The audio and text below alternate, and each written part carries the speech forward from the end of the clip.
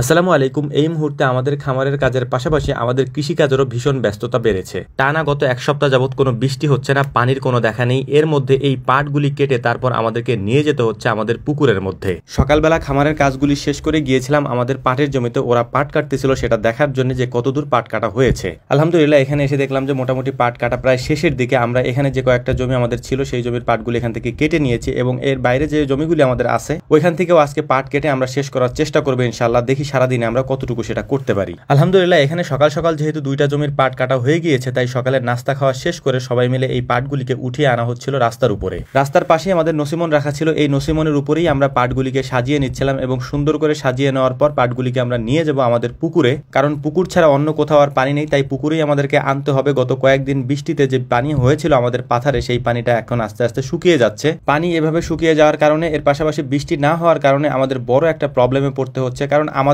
এই পুকুরে আমরা যতটুকু পাট চাষ করেছি তা আমরা জাগ দিতে পারবো বা পচাতে পারবো, কিন্তু এখানে শত শত বিঘা জমি আছে যেখানে পাট রয়েছে। এই পাটগুলি কোথায় জাগ দেওয়া হবে তা এখনো পর্যন্ত কারোই জানা নেই। পাটের জন্য পানিটা হচ্ছে অত্যন্ত জরুরি, কারণ পাটগুলিকে যখন জমি থেকে কেটে নিয়ে আসা হয় তখন এই পাটগুলিকে পাতা ঝরিয়ে তারপর পচাতে হয় এবং তারপরে হচ্ছে এর থেকে আঁশ আলাদা করতে হয়। এজন্য পানি পাটের জন্য অত্যন্ত জরুরি। পাট যদি চাষ করতে হয় তাহলে অবশ্যই পানি লাগবে এবং এই পানিতে এই পাটগুলিকে পচিয়ে তারপরেই মূলত হচ্ছে যে এটা থেকে আঁশ আলাদা করতে হবে। এছাড়া অন্য কোনো ওয়ে অন্তত পক্ষে আমাদের এখানে নেই। আমরা যেহেতু কয়েকজনে মিলে এই কাজগুলি করছিলাম, তাই সবাই এক জায়গায় কাজ না করে আমরা ভাগ হয়ে ছোট ছোট করে তারপর এই কাজগুলি করার চেষ্টা করছিলাম, যাতে করে খুব দ্রুত এই কাজগুলিকে আমরা শেষ করতে পারি। কারণ এই কাজগুলি খুবই নোংরা কাজ এবং অনেক বেশি পরিশ্রমের কাজ, অনেক বেশি কষ্ট হয় এই কাজগুলি করতে। অনেক হয়তো প্রশ্ন করতে পারেন বা জানতে চাইতে পারেন যে ভাই তাহলে এই কাজগুলি আপনারা করেন কেন? মূলত আমাদের এখানে পানির ভেতরে পাট ছাড়া অন্য কিছু তেমন একটা হয় না। ধান চাষ করা যায় কিন্তু সেটা পাটের পরে করতে হয়, যেহেতু আমাদের এখানকার বেশিরভাগ জমিগুলিতে হচ্ছে পেঁয়াজ চাষ করা হয় এবং পেঁয়াজের পরে পাট চাষ করা হয় এবং পাটের পরেই ধান চাষ করা হয়। ধান তেমন চাষ করা হয় না, মূলত এখানে ধান হচ্ছে বোনা হয়, ওই পাটের মধ্য দিয়ে ধান বুনে দেওয়া হয়। যে ধানগুলি হয় ওইটাই হচ্ছে একটা বাড়তি ফসল হিসেবে আমাদের এখানে ধরা হয়। তো যাই হোক, আলহামদুলিল্লাহ মোটামুটি এই কাজগুলি আমাদের এখন প্রায় শেষের পথে। আমাদের বাকি কিছু পাট এখানে রয়েছে, যে পাটগুলি দেখতে পাচ্ছেন যে ওরা হচ্ছে উল্টো করে দিচ্ছিল, কারণ হচ্ছে যে এই যে পাতার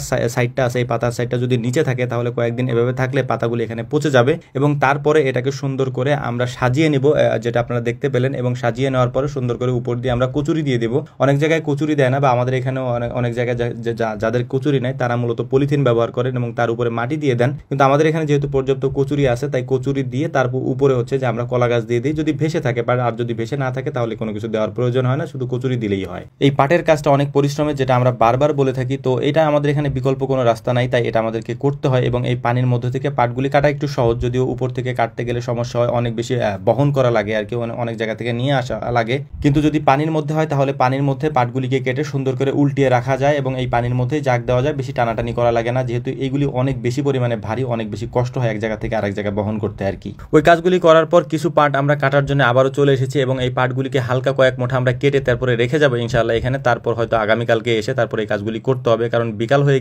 গিয়েছে প্রায়, বাড়িতেও ফেরার দরকার। তাই আমরা আর এখানে বেশিক্ষণ কাজ করব না। আমরা দেখতে পাচ্ছেন যে পায়ের মধ্যে হচ্ছে যে দড়ি দিয়ে পেঁচিয়ে, মানে পাট দিয়ে পেঁচিয়ে তারপর বেঁধে রাখা হয়, কারণ যোগ, তারপর ব্যাং, এই ধরনের জিনিসগুলা, তারপর হচ্ছে যে চুলকানি হয় পানির কারণে, এই কারণে মূলত আমরা পায়ে বেঁধে নিই, বিশেষ করে আমি বেঁধে নিই। তো যাই হোক, আলহামদুলিল্লাহ আপনারা আমাদের জন্য দোয়া করবেন। আসসালামু আলাইকুম রহমতুল্লাহ।